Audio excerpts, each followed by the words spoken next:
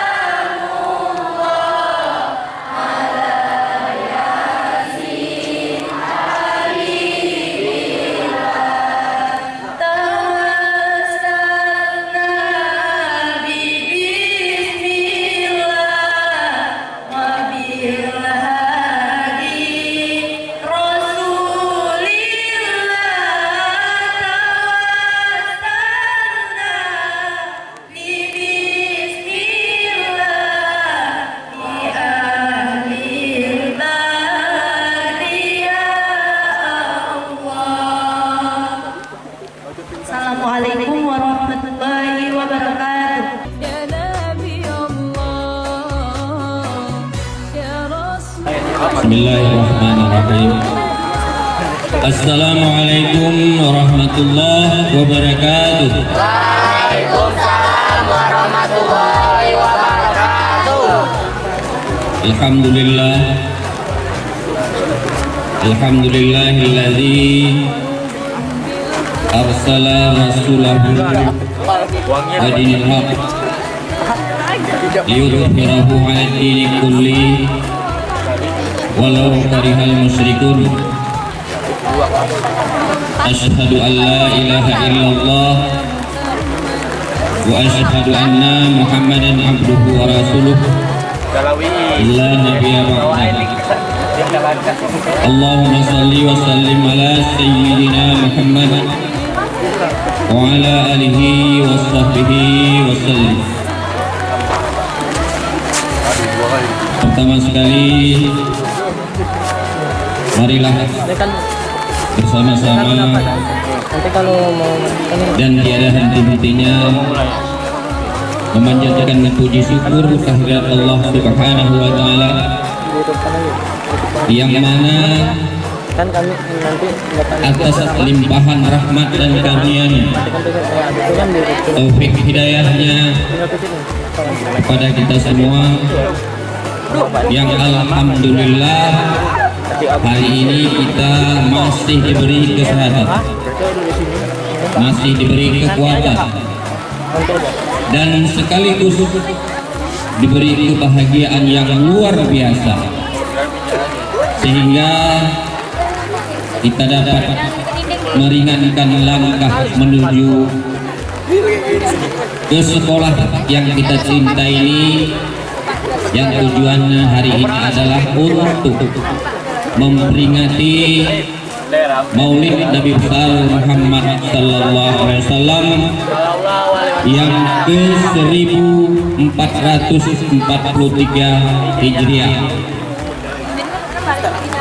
Selawat beriring salam, marilah sama-sama kita junjung sajikan kepangkuan Nabi besar Muhammad Sallallahu Alaihi Wasallam atas perjuangan beliau sudah mampu merubah pola pikir umat manusia yang tadinya hidup di zaman jahiliyah, sekarang berubah menjadi zaman jahiliyah. Rahmat atau nikmat yang paling besar di permukaan bumi ini adalah atas kelahiran beliau sebagai pembawa rahmat ke seluruh alam. Yang kami hormati Bapak Al-Ustadz Adi Irawan SPDI, yang sengaja kami undang dan kami datangkan kemari ke hadapan anak-anak kami untuk menyampaikan tausiah tentang kelahiran Nabi besar Muhammad SAW nanti.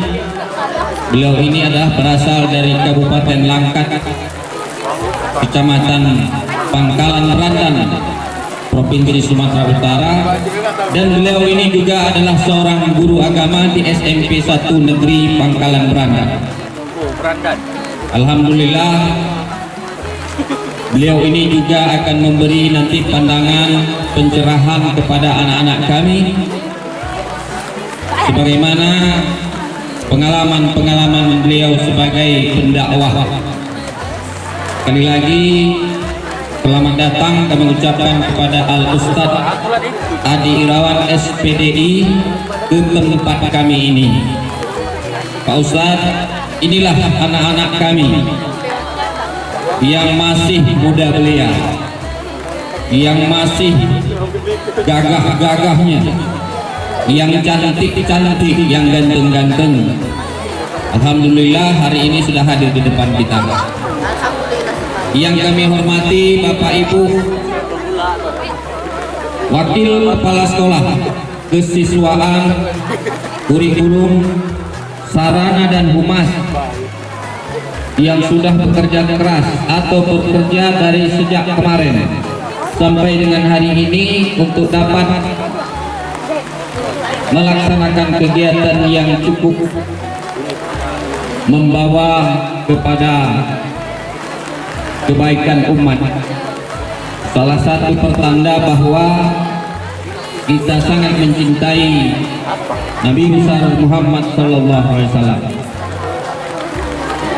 Kemudian terima kasih kembali kepada para panitia yang sudah berupaya semaksimal mungkin membangun tempat dan lokasi yang cukup indah sejak kemarin sampai dengan hari ini, yang alhamdulillah hari ini kita mendapat rahmat dari Allah merupakan guyuran hujan. Namun demikian, anak-anak kami ini tidak pernah patah semangat, tetap semangat untuk mengikuti tausiah yang nanti akan disampaikan oleh Al-Ustadz Adi Irawan SPDI sebagai ustadz yang muda, yang masih gagah, yang ganteng. Pada anak-anak kami nantinya mohon duduk yang rapi, dengar dengan hikmat, ambil yang baik-baik, ambil inti-intinya, ambil sari teladannya sehingga menjadi pedoman kita bersama dalam kehidupan sesama warga sekolah dan kehidupan warga masyarakat.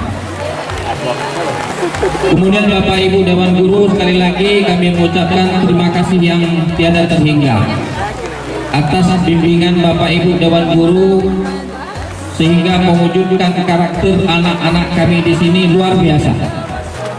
Artinya patuhnya luar biasa, sesuai dengan apa yang diarahkan oleh para Dewan Guru. Ini salah satu pertanda Bapak Ibu Dewan Guru di sini cukup kompak dalam mendidik anak-anak kami, cukup bersemangat sehingga anak-anak tidak pernah ada yang membantah apabila disuruh untuk duduk rapi dan tidak ada yang berjalan ke sana kemari. Insya Allah mudah-mudahan Bapak Ibu Dewan Guru dapat meningkatkan kekompakan di masa-masa yang akan datang. Perlu kami sampaikan Pak Ustadz bahwa Sekolah SMA Negeri 2 Kejuruan Muda ini sudah 2 minggu lebih tidak memiliki kepemimpinan yang definitif. Artinya kepala tetapnya sudah dimisioner.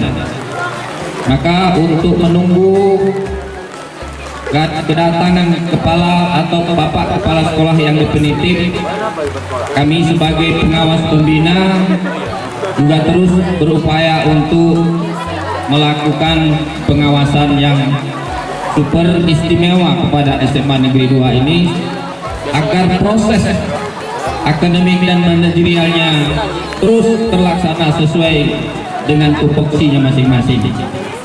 Dalam kesempatan ini saya ingin sampaikan kepada Bapak Ibu Dewan Guru bahwa Bapak Ibu Dewan Guru walaupun kepala sekolahnya tidak ada,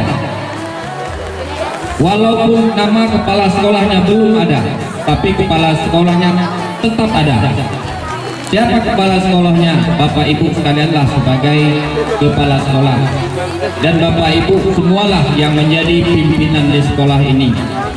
Saya kira Bapak Ibu tidak perlu lagi menunjuk ajar tentang kepemimpinan, karena Bapak Ibu dan guru di sini sudah cukup senior dalam menghadapi masalah-masalah tentang peningkatan karakter anak di masa-masa yang lalu dan di masa-masa yang akan datang.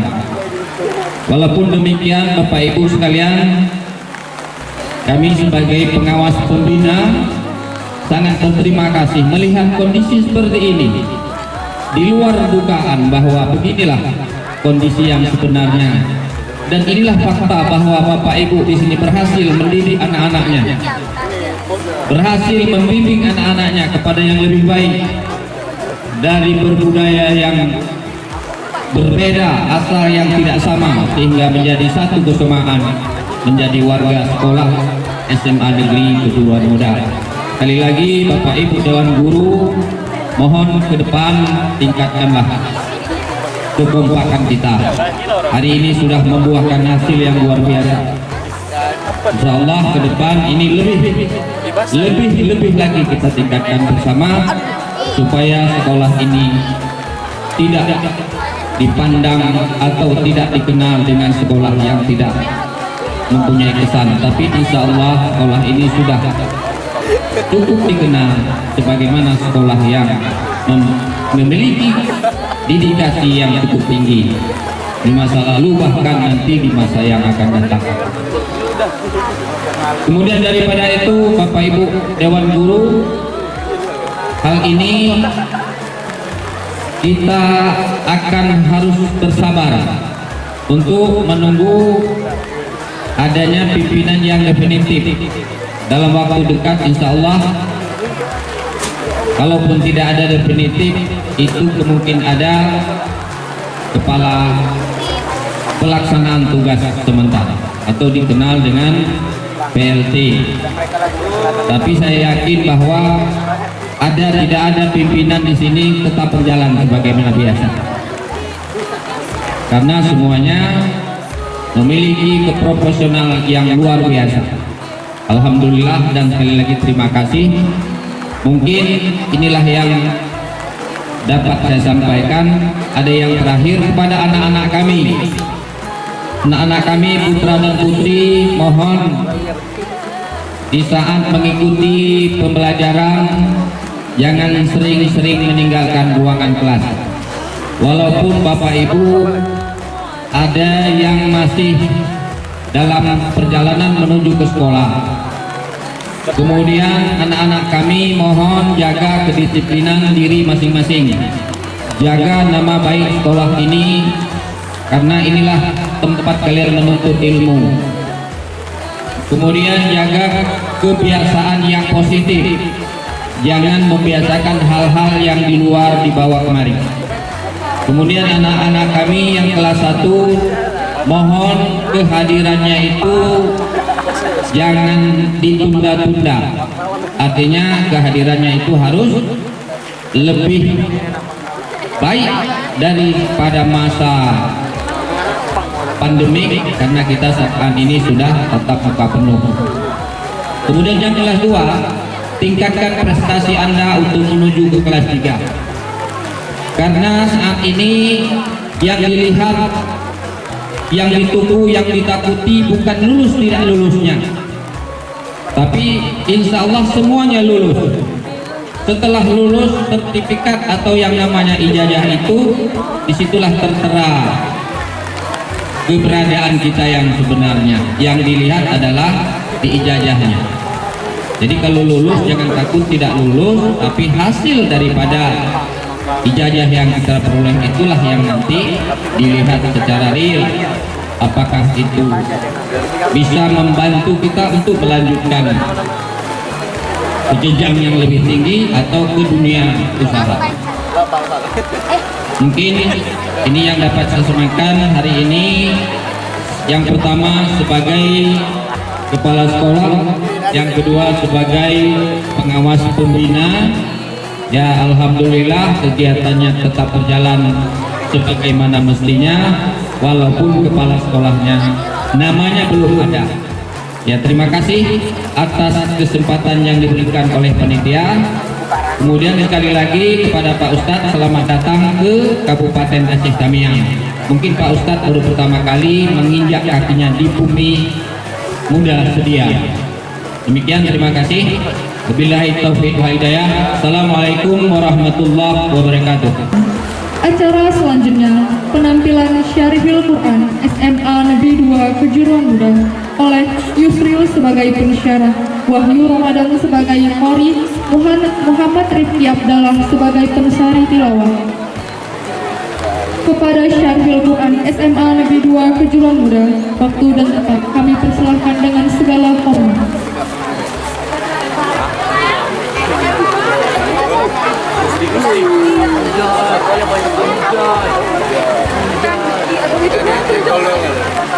Gila kok trio ini trio apa? Bubar trio.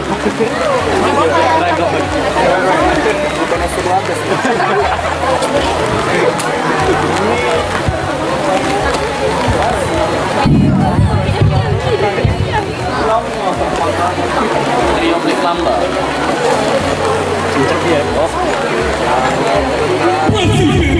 Boleh banget.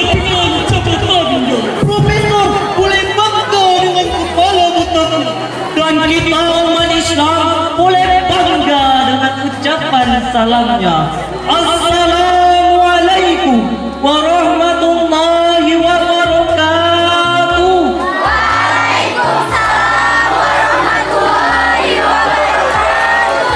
Alhamdulillahilladzi khalaqal insana fi ahsani taqwim. Asyhadu an la ilaha illallah khaliqul mubin. Allahumma shalli ala sayyidina Muhammad wa ala alihi wa sahbihi ajma'in. Amma ba'd. Dewan Hakim yang arif bagi bijaksana, hadirin sebangsa dan setanah air yang kami muliakan. Indonesia merupakan negara multibudaya, negara yang tercipta dengan berbagai suku, agama dan juga budaya. Sekiranya Pulau Jawa yang asyik dengan tari gambiangnya, Pulau Dewata yang seru dengan tari gitangnya, dan Aceh yang terkenal dengan tari samannya. Itu adalah multibudaya bangsa kita, bangsa Indonesia, bangsa yang kaya dengan kekayaan alamnya, berlimpah ruah ragam ras, agama dan juga sukunya. Namun sayang, keberagaman yang ada di Indonesia selalu berkesinambungan dengan berbagai problematika di masyarakat. Hadirin, generasi muda merupakan ujung tombak eksistensi sebuah pembangunan dan juga bangsa. Menurut Badan Statistik di tahun 2019, jumlah pemuda yang ada di Indonesia mencapai angka 64.019 juta jiwa atau 24% dari total penduduk. Tentunya angka tersebut tidaklah sedikit. Dengan jumlah sebanyak itu, kita sudah bisa mencapai target pembangunan sesuai dengan cita-cita bangsa. Kenyataan yang menimpa pemuda bangsa saat ini merupakan konsekuensi dari berbagai problematika di masyarakat. Di antaranya lunturnya jiwa kebangsaan dan semakin jauh pemuda dari Al-Quran. Hadirin, dalam buletin dakwah Al-Islam edisi 406 halaman 36 baris kedua menyatakan bahwa generasi Indonesia sedang menuju jurang kehancuran melalui narkoba, pergaulan bebas dan lain sebagainya. Alangkah memilukan, alangkah menyedihkan, sekaligus alangkah memalukan apabila realitas ini terus berkelanjutan. Coba kita bayangkan bagaimana nasib umat Islam 10-20 tahun yang akan datang. Belum lagi minimnya tingkat toleransi, tingkat diskriminasi yang terus meninggi, termakan paham liberalisme, individualisme, bahkan terorisme yang merugikan diri sendiri. Maka daripada itu perlu pengajian yang lebih dalam mengenai hal ini melalui pendekatan Al-Quranul Karim, sehingga tergugah hati kami untuk menyampaikan corohan yang berjudul Generasi Muda dalam Membangun Bangsa dan Agama, dengan rujukan Quran Surah Al-Hujurat ayat 13 yang akan dilanjutkan oleh kori kami berikut ini.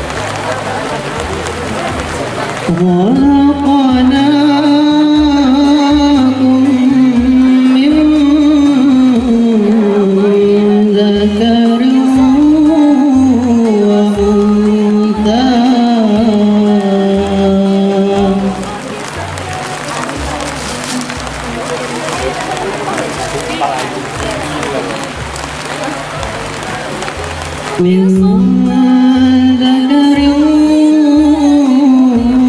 وأنثى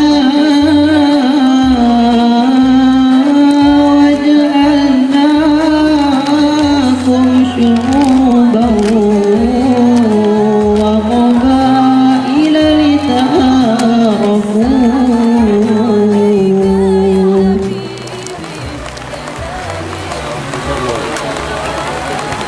إن الله عليم خبير.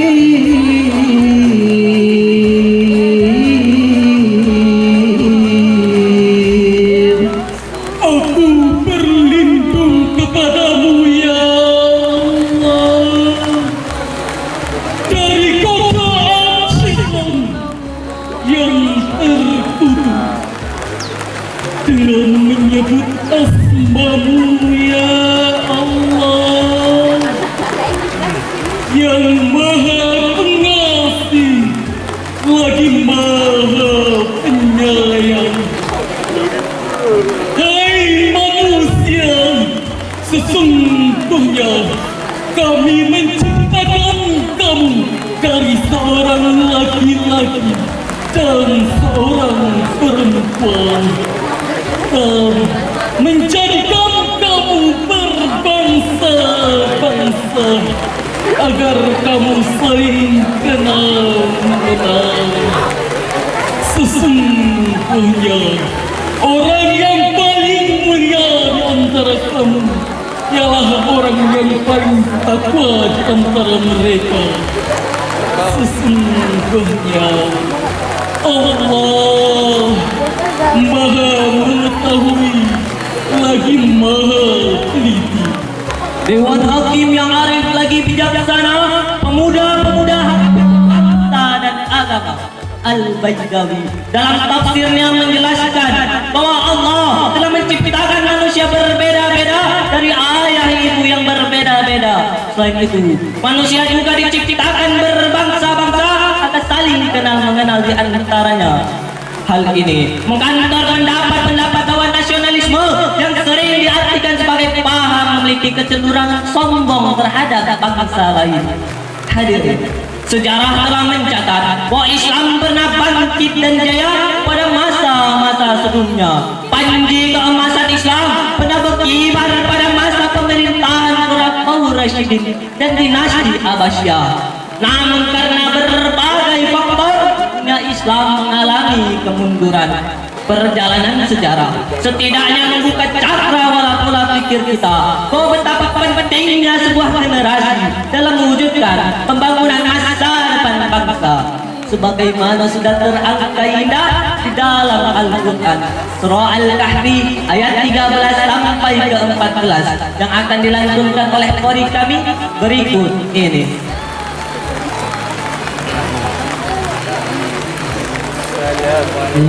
نقص عليك نبأهم بالحق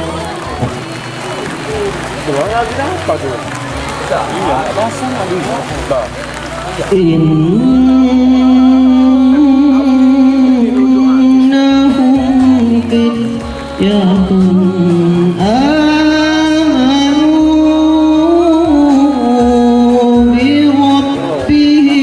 فتية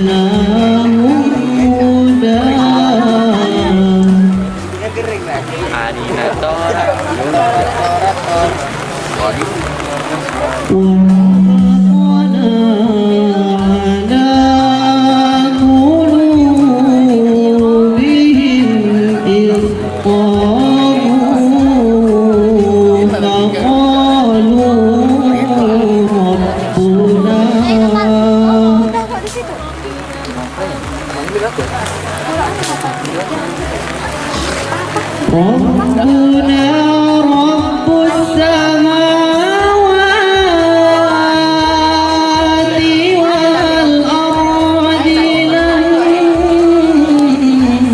ندعو من دونه إلها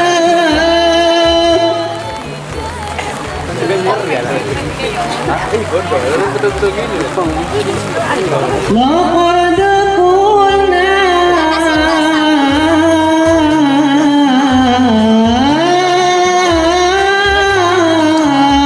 إذا شططا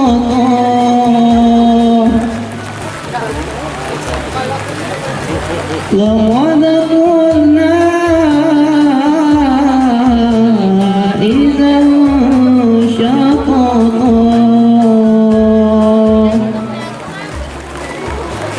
صدق الله العظيم. Kami ceritakan kisah mereka kepadamu Muhammad dengan sebenar-benarnya. Sesungguhnya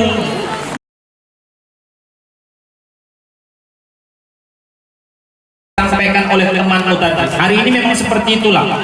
Ya, ngeri kali pergaulan bebas, free sex zaman sekarang. Nauzubillah. Kalian sini ada yang pacaran? Saya doakan mudah-mudahan pulang dari sini semuanya putus dengan pacarnya. Amin. Semuanya putus dengan pacarnya. Amin. Kok pucat coba yang sana?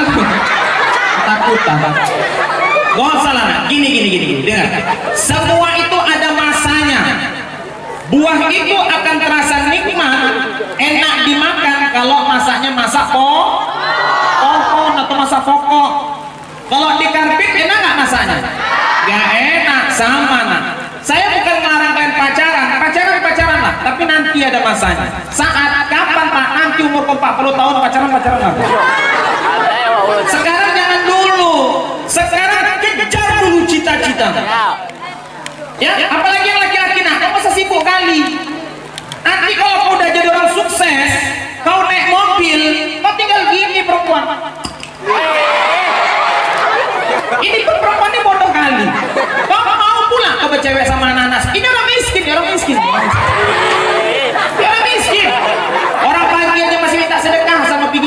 Nah, duit. Itu pun langka nanti naik kereta. Ada kebetulan raja pikir kata ya kayak gitu mau cewek iyalah nanti dulu ya, bukan dilarang, nanti semua ada masanya. Nanti kalau kau udah jadi orang sukses nah, ya Allah, saya ingat kata-kata mantan Gubsu dulu Pak, Gubsu Gubernur Sumatera Utara, Haji Samsul Arifin SE, walaupun tak sampai 5 tahun. Apa kata Haji Samsul Arifin SE?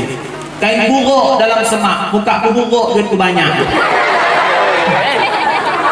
Ya, jangan kesibuk kalian. Udah kejar aja cita-cita, belajar kau sungguh-sungguh. Kan ada pepatah Arab mengatakan manjada. Apa artinya?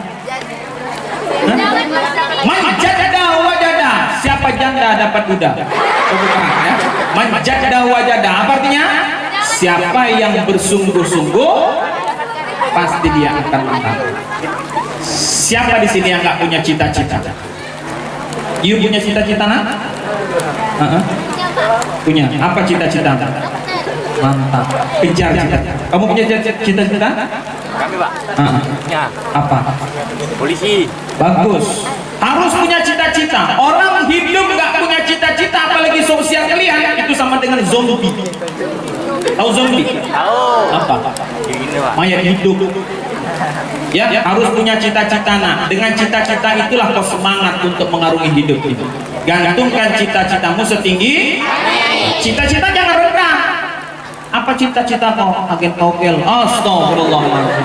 Ya, cita-cita jadi dokter, jadi polisi, jadi guru, jadi dosen, terserah mulah. Yang penting cita-cita yang baik. Ini pandangan umum dulu ya nak ya.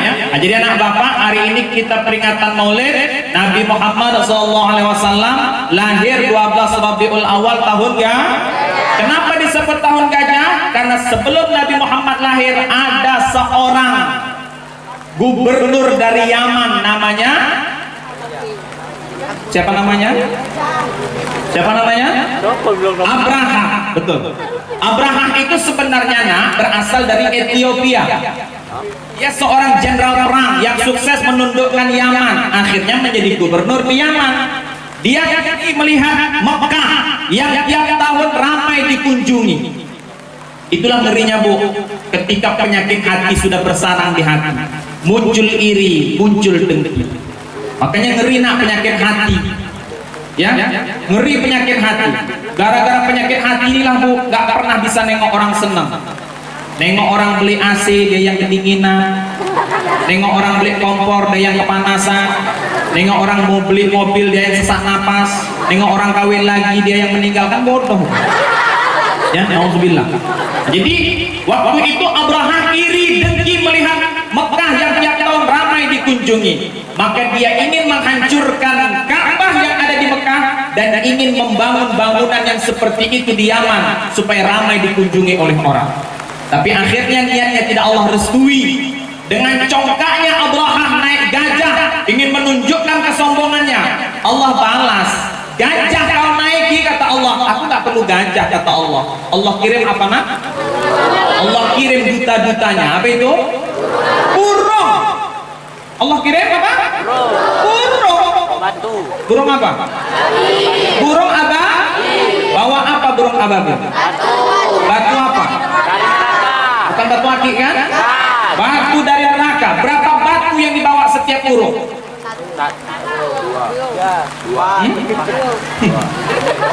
Udah dapat kalian sejarahnya itu. Berapa batukah yang pegang setiap burung? 3. 1 di paruh, 2 di cengkraman kakinya. Itu batu dari neraka. Tapi inilah kekuasaan Allah. Batu yang dipegang oleh burung ababil, batu yang ada di paruh burung ababil tidak menggosongkan burung ababil. Tapi begitu batu tersebut dijatuhkan ke tentara Abraha, habis tentara Abraha seperti daun-daun. Faja'alahum ka'asfim ma'kul. Mereka mati, kata Allah, seperti daun-daun yang dimakani ulat. Macam mana bentuk daun dimakani ulat nak? Bolong-bolong. Jadi waktu itu nak yang bolong-bolong bukan gajahnya. Gajahnya nggak mati. Kita baca sejarah, gajahnya nggak sampai rupanya ke Ka'bah. Gajah itu dengan perintah Allah, balik ke gajah. Semua balik gajah ke Yaman. Capek Abraha mencambuk gajah. Ayo gajah jalan, ayo gajah jalan. Rupanya gajah berputar arah. Pada saat itu rupanya yang mati siapa? Tentara Abraha beserta pengikutnya. Inilah kekuasaan Allah yang akhirnya Allah abadikan dalam surah Al-Fil dari mulai ayat 1 sampai ayat 5. Ya nak ya, ini yang cuplikan yang sebenarnya surah Al-Fil itu menceritakan tentang tahun gajah. Tak lama setelah itu terjadi Rasulullah pun mati. Saya mau tanya sama kalian sayang sama Nabi Muhammad? Cinta? Betul. Cinta mana kalian, Nabi Muhammad atau cowok kalian? Cinta mana kalian, Nabi Muhammad atau cowok kalian? Betul.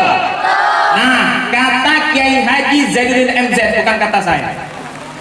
Almarhum Kiai Haji Zainuddin MZ pernah mengatakan kalau cinta kepada Nabi Muhammad sekurang-kurangnya ada 3 caranya. Ini yang mau saya sampaikan intinya.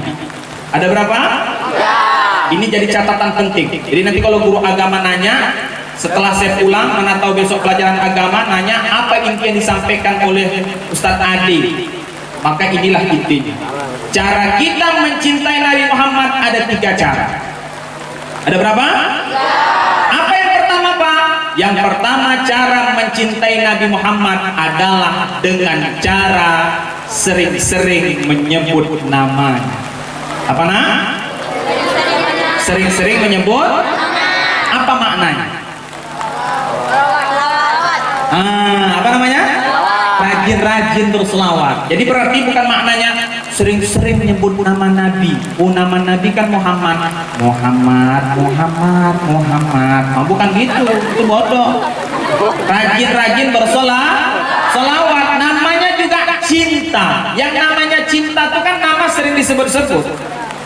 Seperti apa itu? Saya contohkan. Anak bapak dulu mungkin masih kecil-kecil itu, mungkin SD atau SMP. Dulu nak di SCTV ada sinetron Maijah pingin ke Mekah. Ingat nggak? Di Di sinetron Mak Ijah pengen ke Mekah itu ada yang namanya si Ocit. Ocit ini cinta kali sama Munaroh. Maka saking cintanya dia kepada Munaroh, kemanapun dia pergi nama Munaroh itu pasti disebutnya. Asal kemana dia pergi nampak Munaroh, Munaroh, Bang Ocit datang. Apa ya? Ada kan? Ingat itu kan? Disebutnya namanya. Kenapa? Karena cinta kepada Munaroh tadi. Sama. Kalau cinta kepada Nabi Muhammad, sering-sering berselawat kepada Nabi Muhammad. Sering berselawat kepada Nabi. Nah, semalas-malas umat Islam berselawat kepada Nabi sehari semalam 9 kali. Itu udah paling malas. Berapa kali? Saat kapan? Saat kapan? Sholat. Kapan itu Pak? 5 kali pada waktu duduk tasyahud akhir dan 4 kali pada waktu duduk tasyahud awal. Tolong ajari saya bagaimana ucapan selawat itu. Allahumma salli ala Sayyidina Muhammad wa ala ali Sayyidina Muhammad. Mau pakai Sayyidina silahkan, tak pakai Sayyidina pun tak apa-apa. Jangan berkelahi gara-gara Sayyidina, jangan. Oh Pak, aku mau pakai Sayyidina, silahkan. Tak pakai Sayyidina, tak ada masalah. Ya, ini selawat nah, tapi itu selawat resmi. Selawat resmi. Ada rupanya selawat nggak resmi Pak, selawat santai. Ada, seperti yang disarankan oleh teman-temanmu tadi yang pakai baju seragam tadi. Ya, kawanmu tadi pakai baju seragam kan? Itu udah lunas kreditnya. Balik udah ada yang marah yang nggak bercanda ya. Nah, jadi ya, itu selawat yang nggak resmi nah, itu namanya selawat badan. Itu enak kali selawat itu untuk dipakai kerja. Itu namanya selawat nggak resmi itu. Ya anak bapak misalnya di rumah hari Ahad, kalian kan libur di rumah, disuruh mamaknya mana tahu, nah cuci piring ya, itu bisa cuci piring pakai selawat badan. Salatullah salamullah, bisa nah, enak kali tuh untuk nyapu bisa. Ala toha rasulillah, tuh apa lagi, nyemur baju bisa. Salatullah salamullah, tuh ngepel ala yasin habibillah, luar biasa. Itu bisa itu dong ya, bisa. Ya, selawat badan itu bisa dipakai gitu. Apalagi kalian yang masih punya adik kecil, mana tahu mama kalian bilang, oh nak, abang, kakak, tolonglah ayunkan adik dulu. Ayunkan adik dengan selawat badan. Jangan jadi anak durhaka ya nak. Kadang-kadang ada anak-anak yang seperti kalian di tingkat SMA, mulutnya lebih lincah dari orang tuanya. Ya, nah, tolong ayunkan mama dulu. Itulah mama, asik buat anak aja taunya. Ngayun aku deh. Astagfirullahaladzim. Ayunkan nak. Ya, ayunkan adikmu pakai selawat badan. Kalian sayang sama orang tua kalian? Betul? Betul? Sayang? Siapa yang lebih wajib dihormati dulu? Enggak, di antara orang tua tuh, orang tua kita kan ada dua. Satu yang laki-laki namanya Papa. Panggil ayah ya? Siapa Papa? Bapak. Logo yang perempuan? Ibu, emak gitu ya. Siapa yang lebih wajib dihormati antara kedua ini? Hah? Dari mana kalian tahu? Dari mana kalian tahu? Karena dia melainkan. Dari Nabi. Nabi ditanya oleh sahabat, ya Rasulullah, ya Rasulullah, ya Rasulullah, ya Rasulullah. Bagus sekali ekonya. Siapakah orang yang paling wajib kami hormati di permukaan bumi ini? Apa kata Rasul? Ibu. Kemudian siapa lagi ya Rasul? Ibu. Kemudian siapa lagi ya Rasul? Ibu. Kemudian siapa lagi ya Rasul? Ayah. Ibu, ibu, ibu, ayah. Sekali lagi nak? Ibu, ayah. Berapa kali ibu? 3. Berapa ayahnya? 1. Berapa ibunya? 3. Berapa ayahnya? 1. Sekali lagi, berapa ibunya? 3. Berapa ayahnya? 1. Berarti kalian harus punya ibu di ayah sah. Kalian bilanglah sama mak kalian gitu. Oh, nggak ditampung. Maksudnya bukan begitu. Maksudnya kalau mau masuk surga, ibu tuh dihormati sampai 3 kali. Why? Kenapa Ustaz? Ya iyalah, nah, ibu tuh yang hamil mengandung, ibu tuh yang melahirkan, ibu tuh yang menyusui, betul? Ibu yang mengandung. Tanya sama mamamu nak, macam mana mengandung itu? Nggak mudah. Saya udah punya istri maka saya tahu. Saya tanya sama istri saya macam mana hamil tuh. Saya tengok langsung nak. Apalagi waktu hamil muda, ya Allah, muntah-muntah. Asal cium bau sedikit, cium wangi sedikit, nengok muka ayah kau, kasihan ayah nggak bisa pulang. Tuh, apa muntah tuh enak? Enggak enak. Kalian kan pernah mabuk di perjalanan, pernah masuk angin sambil muntah-muntah. Enak muntah tuh? Itulah yang dirasakan emak kita. Berapa lama? Lebih kurang 9 bulan. Kandungannya makin kecil atau makin besar? Makin besar. Semakin besar semakin sulit dia bergerak. Kau tengoklah orang hamil tuh, macam mana bergerak? Tapi kemana-mana dibawanya itu. Undangan dibawa, ke pasar dibawa, betul? Mau tidur lebih tersiksa dia nak, nggak bisa tidur dengan tenang. Mereng kanan salah, mereng kiri salah, telentang salah, telungkup nggak bisa. Pernah orang hamil besar tidur telungkup? Kayak apa juga? Kita siksa dia nak. Habisnya penderitaannya di situ? Belum. Kita siksa lagi dia mesti dengan melahirkan. Apa taruhannya? Kadang-kadang apa kata dokter kandungan? Oh, ini ada masalah di kandungan ibu. Ibu harus milih. Ini ibu bisa selamat, tapi anak nggak selamat. Atau sebaliknya, anak selamat, ibu nggak selamat. Nangis mama kita. Apa kata mama kita? Dok, selamatkan anak saya. Selamatkan anak saya. Biar aja saya mati nggak apa-apa dok. Yang penting buah hati saya ini bisa lahir dengan selamat. Gitu pengorbanan mama. Betul? Ya, alhamdulillah nak sekarang udah ada operasi sesar. Betul? Tidak lagi normal, sesar bisa dioperasi perut. Maka kalau begitu siap dioperasi namanya nggak sesar. Begitu keluar anak ya kayak sesar. Iya, buka sitik jos. Itulah dia. Nah itu taruhan tuh. Kalau dulu nak angka kematian karena melahirkan itu banyak. Ya, karena persalinannya normal.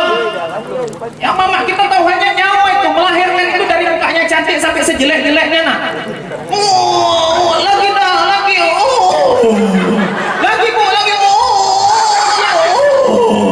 Terakhir dikeluarkan tenaga dalam sama emak. Apa kata emak kau? Kamehameha baru keluar. Putusan urat-urat saraf mamamu tuh nak melahirkan anak. Kau tanya. Makanya perempuan lebih tua daripada laki-laki kalau udah melahirkan. Kau tengok. Ini kau cantik-cantiknya sekarang. Kau tengok nanti kau kalau udah melahirkan. Jelek enggak kau nak? Ya, itu pengorbanan seorang perempuan bukan kepala tanggung. Selesaikan masalahnya di situ belum nak. Apalagi perjuangan mama kita, mesti menyusui kita, membesarkan kita, mendidik kita, betul? Nanti enak-enak mama mau tidur malam, sampai ngeces membentuk pulau-pulau. Ya, waktu asik-asiknya tidur begitu tiba-tiba bangun kita nak yang masih bayi. Ya, kita terbangun pasti nangis karena anak bayi itu taunya haus, Nangis. lapar, Nangis. nangis, pipis, sakit, belum bisa anak bayi itu bercakap kan? Belum bisa bicara. Dia nangis. Maka waktu malam itu dia menangis nak. Nangis. Apa mama kita pernah marah? Apa kata mama kita? Ribut kali pun ke toko mati kok nggak ada. Diangkat sama mama kita dengan penuh kasih sayang. Betul? Itu waktu ngangkat tuh nak matanya sebelah terbuka, sebelah tertutup itu. Ya, sebelah terbuka, sebelah tertutup. Ya. Abang haus, menyusu. Gitu mama kita. Betul? Lagi makan kita nak, lagi makan. Mama kita lagi makan, lagi enak-enaknya makan. Tiba-tiba kita buang air besar. Pernah nggak gitu? Pasti pernah. Apa mama kita pernah marah? Enggak. Apa kata mama kita? Anak ketua. Tahu aja mama lagi makan, ditambahnya lauk mama kan gitu. Apa kata mama kita? Mama kita langsung menyuci tangannya dicebokinya kita, dicucinya tangannya lagi, dilanjutkannya makanannya tanpa pernah merasa jijik. Itu mama kita. Pertanyaannya sekarang, pernah kau buang kotoran mamamu?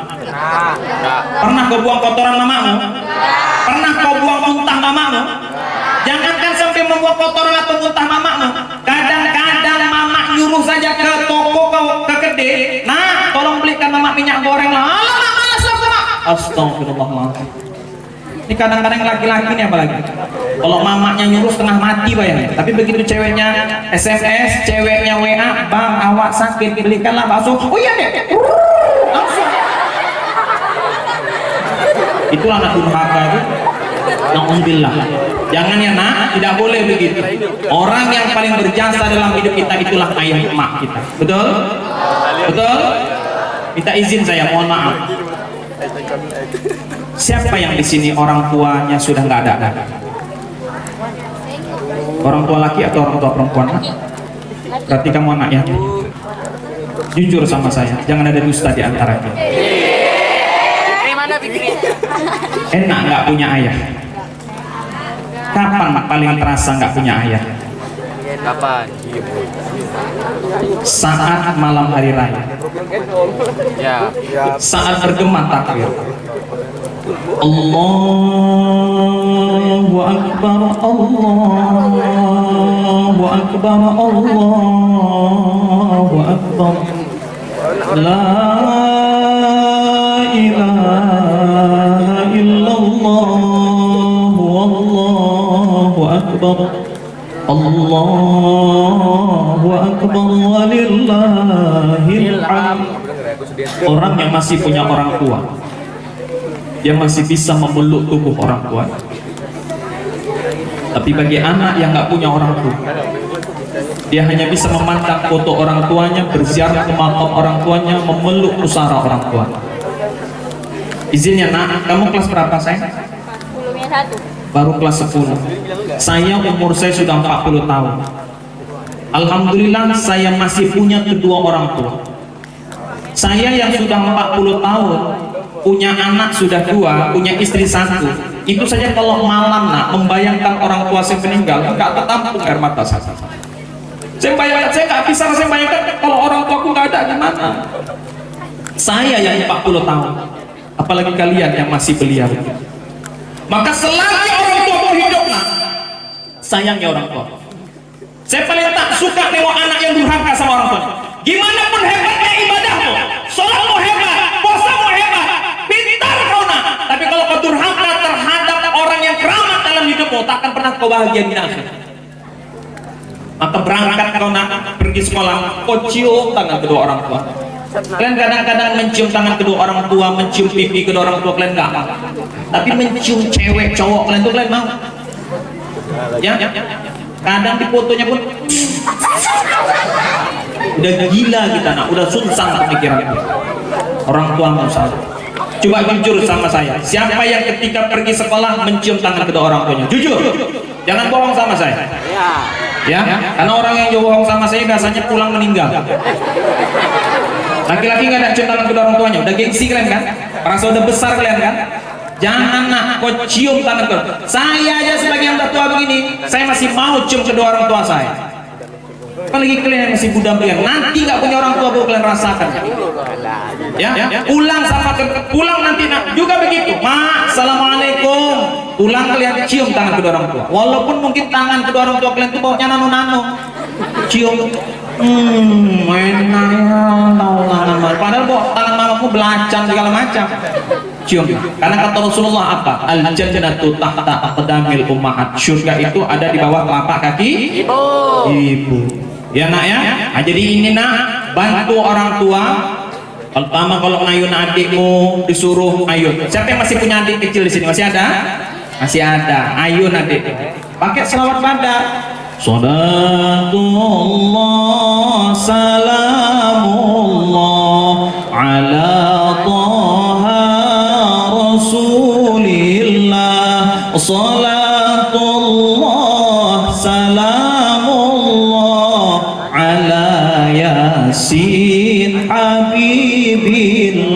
ditengok adikmu mukamu yang apa katanya, nanti kalau udah besar bang gantian kau yang kuayun bang yang iya ya apa awak gak pandai selawat badar, kenapa suara awak jelek pak, makin nyanyi awak selawat badar pak makin ngedelek mata adik awak pak misalnya, udah nggak usah selawat badar, ayunkan adikmu pakai tahlil, tahu tahlil? La ilaha illallah, la ilaha. Kok ketawa? Kok betul nih, serius ini? La ilaha illallah. Tapi jangan pakai tahlil yang kencang-kencang kayak wak-wak tahlilan itu. Jangan la ilaha illallah, la ilaha illallah, la ilaha illallah. Lama-lama kok ringan ayunan. Rupanya adik tercampak kemana-mana. Ya, bagus-bagus saja. Ya nak ya? Iya. Buat itu nak. Bisa kira-kira? Ya, ini selawat banyak-banyak kepada Rasulullah SAW. Ini yang pertama bukti cinta. Yang kedua, kalau kita cinta kepada Nabi Muhammad, selain kita banyak menyebut namanya, yang kedua contoh akhlaknya, contoh kelakuannya. Apa kata Allah dalam Al-Ahzab 21? Laqad kana lakum fi Rasulillahi uswatun hasanah. Dan sungguh pada diri Rasul itu terdapat uswah, contoh hasanah yang baik. Nah, kalau mau contoh, contohlah Nabi. Kalau mau dijadikan idola, idolakan Nabi. Jangan pernah mengidolakan yang lain. Hari ini bapak, anak-anak bapak, kenapa mengidolakan bintang Korea? Kenapa lebih mengidolakan bintang sinetron? Kenapa lebih mengidolakan bintang film? Karena kalian nggak pernah tahu tentang Nabi Muhammad. Coba baca surah Nabawiyah tentang Nabi Muhammad, muncul nak rasa cinta kalian kepada Nabi Muhammad. Dan ini tolong Bapak Ibu guru agama terutama perkenalkan Nabi Muhammad kepada anak kita. Yang hari ini kadang-kadang mohon maaf Pak, kita sering dapat sejarah yang salah tentang Nabi Muhammad. Ditanamkan di otak kita kadang-kadang sejarah yang keliru. Saya alhamdulillah kemarin beberapa waktu yang lalu, waktu Ustadz Babe Haikal Hasan turun ke Gebang subuh berjamaah, saya ikut.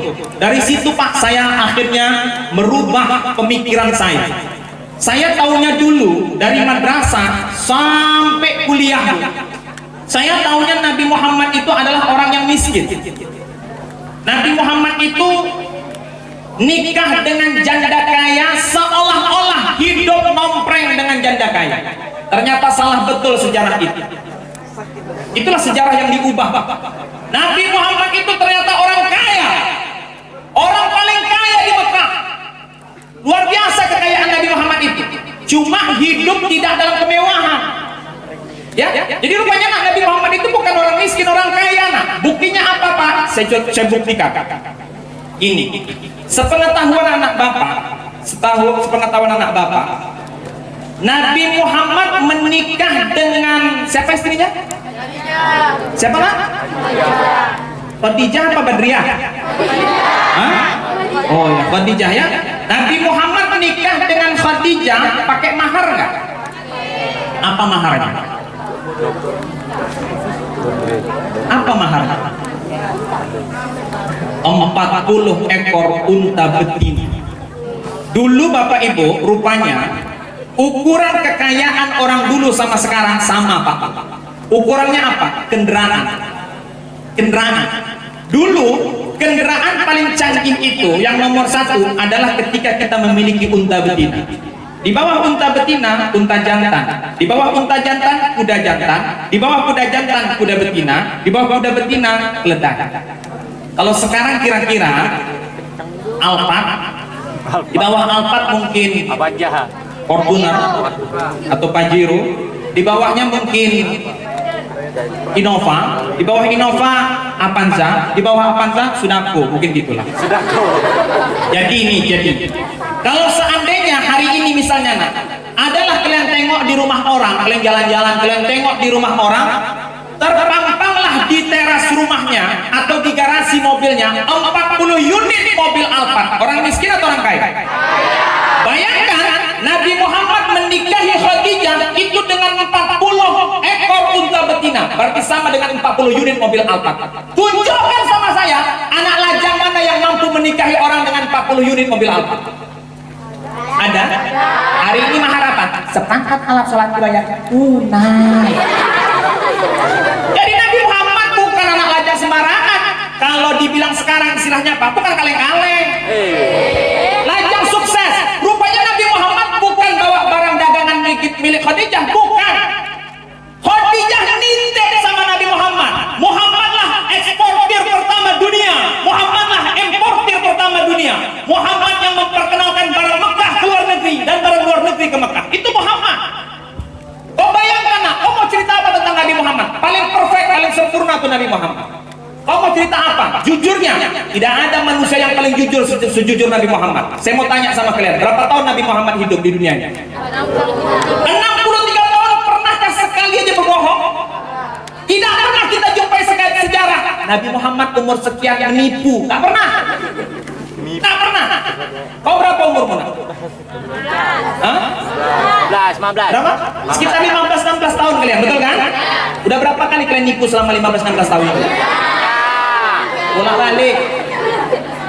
Bapak, Pak, saya 40 tahun. Berapa kali nipu? Tak terhitung. Ibu-ibu ini usah cerita lagi. Jujur Pak, kita usah jadi orang munafik. Maka kita nggak jadi nabi. Nabi Muhammad 63 tahun jujur, tak pernah menipu. Oh, bayangkan tuh.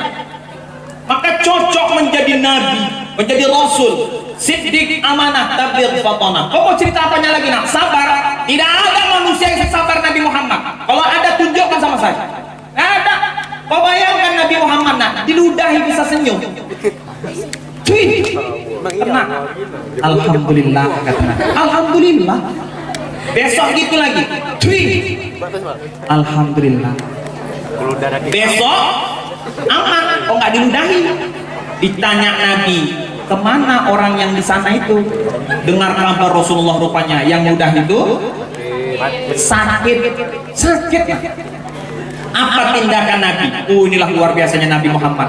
Dengar orang yang meludahi tadi sakit, Nabi Muhammad pulang. Ditanyanya sama istrinya, ada kurma kita? Ada ya Rasulullah. Kenapa ya Rasulullah? Ada tetangga kita sakit, aku mau jenguk. Tengok, dijenguk Nabi. Ya, diludah dibalas dengan menjenguk. Kita nggak usah diludah. Misalnya kalian pulang rame-rame, nanti tiba-tiba disepeng orang naik kereta, hampir terjatuh kalian. Tiba-tiba kalian dengar kabar beberapa detik kemudian yang nyepeng kalian itu jatuh ke paret. Apa kalian bilang? Keluarlah bahasa Arab terus. Ya, watakunul jibalu kal ihnil hambo. Ya, Nabi Muhammad enggak datang dia ke tempat yang ludahi tadi, digedornya pintu. Permisi Pak, karena belum Islam. Dibuka sama bapak, menggeletar yang ludahi. Lagi sakit. Kau mau ngapain Muhammad? Kau mau balas dendam? Nanti Muhammad nggak imbang, lagi sakit.